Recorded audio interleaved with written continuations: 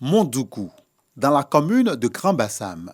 Dans cette ferme impactée par la grippe aviaire, le ministre des Ressources animales et halieutiques s'imprègne de la réalité du terrain.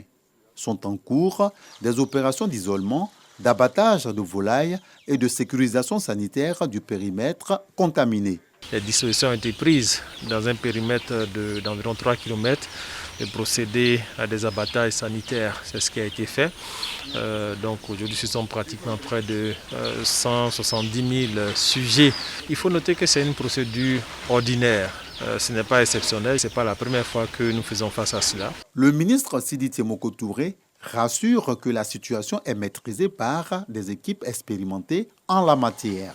Aujourd'hui, nous pouvons rassurer les populations qu'il n'y a pas de transfert de cette épizootie de la zone de Mondoukou dans les autres lieux ou sous-préfectures, localités aux alentours de Bassam. Ce sont près d'une soixantaine d'exploitations visitées et dont les bêtes ont été abattues. Ces populations qui exploitaient ces exploitations seront bien entendu dédommagées. J'aimerais aussi rassurer les populations qu'ils peuvent continuer à consommer leur poulet comme d'usage, comme d'habitude. Il n'y a pas de risque en la matière, c'est une garantie que nous donnons puisque nos équipes sont outillées pour pouvoir s'y construire. Ça a été fait, c'est une procédure d'exécution normale pour la sécurité des populations ivoiriennes et des populations vivant en Côte d'Ivoire.